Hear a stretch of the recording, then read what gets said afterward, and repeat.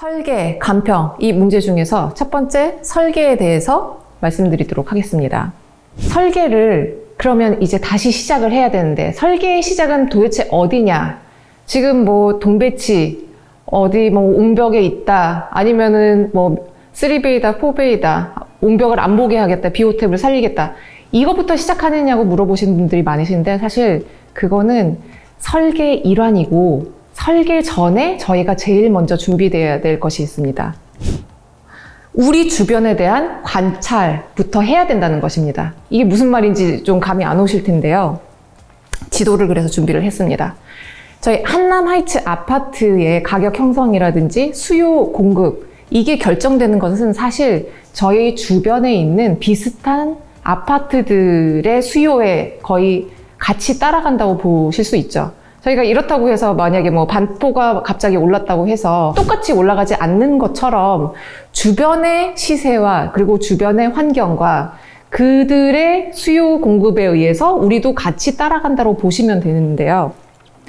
그러면 저희가 이제 2026년 뭐 이게 지어진다고 가정을 하면 그나마 저희 주변에서 새 아파트라고 불리는 것들과 아마 경쟁을 하게 될 텐데 저는 한남더위를 기준으로 그 이후에 들어온 아파트들을 한번 검색을 해봤습니다. 그러니까 총 6개 단지가 나왔고요.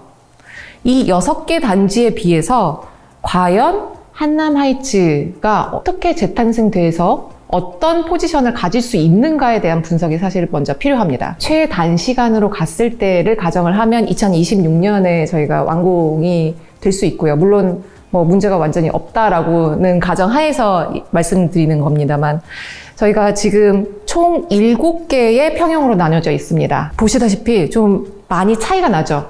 왜? 평형의 수가 너무 많습니다. 지금 저희는 하나, 둘, 셋, 넷, 다섯, 여섯, 7개로 평형이 나뉘어져 있고요.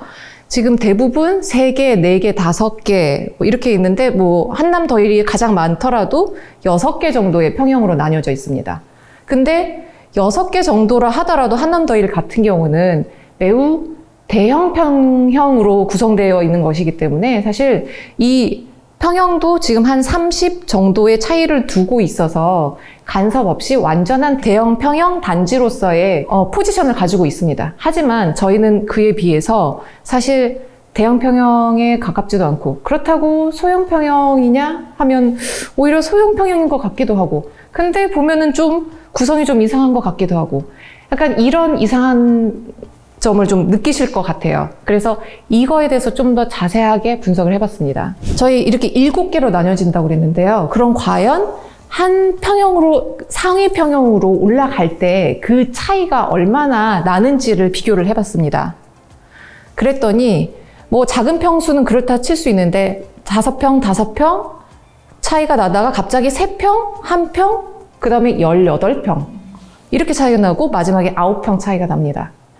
제가 아까 말씀드렸다시피 주변의 단지들은 최소 한 30제곱미터의 차이를 두는 게 일반적입니다. 그래야 어떤 때는 소형 평형이 인기가 있을 때는 소형 평형부터 먼저 수요가 차고 그래서 그 수요가 다 했을 때는 그 다음 평형으로 넘어가는 이렇게 선순환 구조가 되거나 아니면은 거꾸로 대형 평형이 인기가 있을 때는 대형 평형부터 먼저 수요가 다 소진이 되고 그 다음으로 큰 평형으로 이렇게 넘어가는 선순환 구조로 되어 있는데 저희는 그런 선순환 구조를 가질 수 없다라는 게 한눈에 보이죠.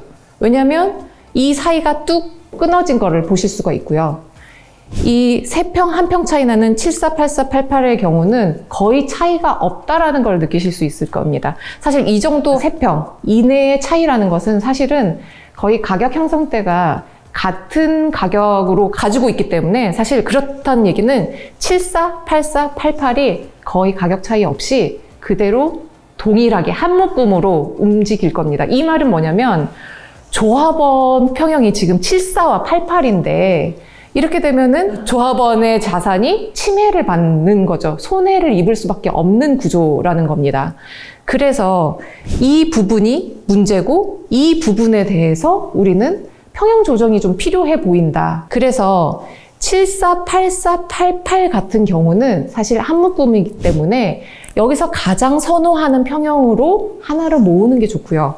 그리고 18평의 갭을 가지고 있는 이 구간에는 사실 한 중간 정도의 그 40평형대를 하나 신설을 하는 것이 사실 선순환 구조, 수요를 저희가 놓치지 않고 계속 끌어들일 수 있는 그런 구조를 만들 수 있다라고 보여지고요. 딱 중간 지점이 114더라고요. 그래서 144는 너무 크다. 근데 84는 좀 작어. 라고 하시는 분들은 들어오실 수 있는 144 정도의 평형을 저희가 가지고 있으면 오히려 이 한남하이츠 단지가 좀 더 가치가 높아진다라고 보시면 될 것 같습니다. 그래서 우리 아파트 단지의 가치 향상을 위해서는 먼저 평형 정리가 우선시 되어야 합니다.